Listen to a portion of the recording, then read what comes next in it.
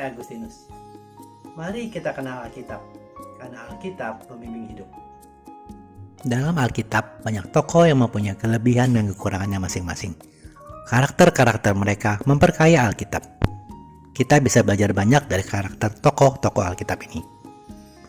Pada kesempatan kali ini kita belajar dari Hizkia.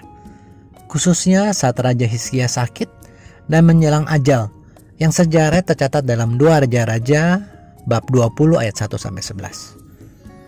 Saat Hizkia menghadapi sakit yang parah hampir mati, Nabi Yesaya datang mengabarkan bahwa ia akan segera mati.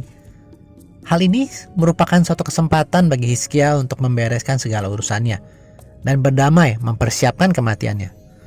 Sungguh, suatu hal yang sangat berharga di mata Allah yang disediakan untuk Hizkia. Tidak banyak orang yang beritahu tentang hari kematiannya. Banyak yang datang secara tiba-tiba.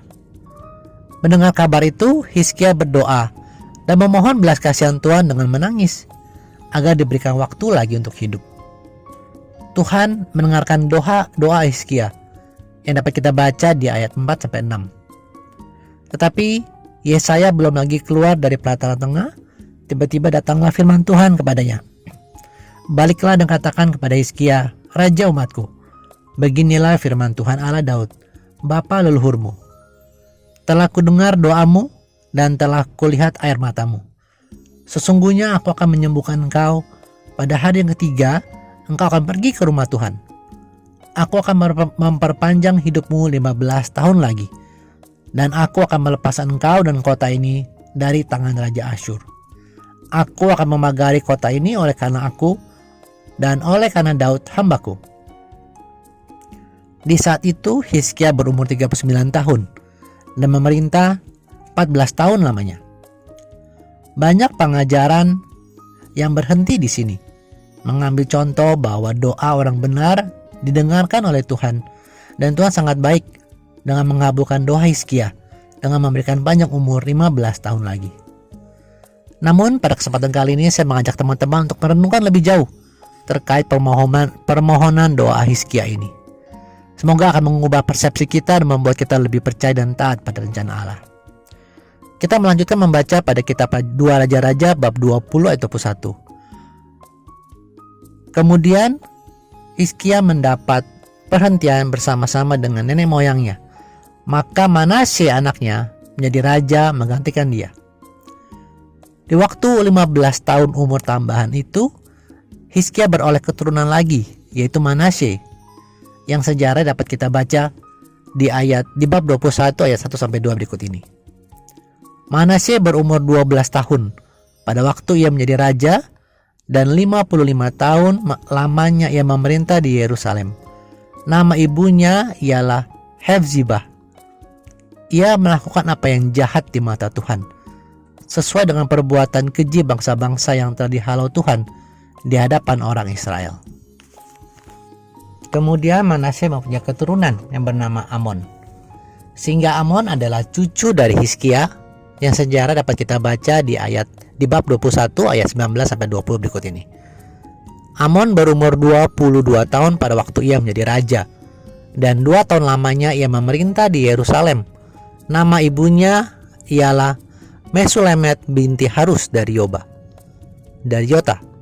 Ia melakukan apa yang jahat di mata Tuhan, seperti yang telah dilakukan Manasye ayahnya.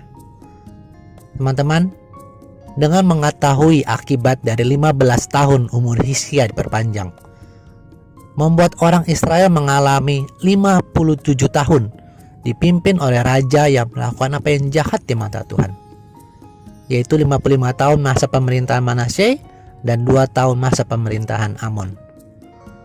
Menurut saya, Tuhan punya rencana dengan kematian Hizkia, agar hal yang buruk ini bisa terhindari dari kesulitan karena keturunan Hizkia.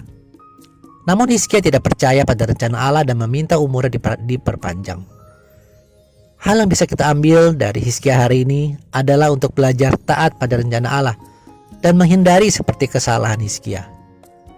Mari kita belajar taat, meminta seturut rencananya, seperti yang tertulis pada 1 Yohanes 5 ayat 14. Dan inilah keberanian percaya kita kepadanya, yaitu bahwa ia mengabulkan doa kita. jikalau kita meminta sesuatu kepadanya menurut kehendaknya. Kita ingat teladan Kristus di Taman Getsemani yang berkata, Ya Bapakku, jikalau sekiranya mungkin cawan ini berlalu daripadaku, tetapi janganlah seperti yang ku kehendaki, melainkan seperti yang engkau kehendaki. Teman-teman, kita percayakan pada kehendak Allah. Kita meminta seturut kehendaknya. Dan ingatlah selalu nasihat Rasul Petrus ini, supaya waktu yang sisa jangan kita pergunakan menurut keinginan manusia, tetapi menurut kehendak Allah. Terima kasih sudah menyaksikan. Mohon like dan subscribe untuk membantu channel ini bertumbuh dan firman Tuhan semakin diwartakan. Sampai bertemu pada video Kenal Alkitab Rabu depan. Kasih karunia Tuhan Yesus Kristus menyertai Anda sekalian. Amin.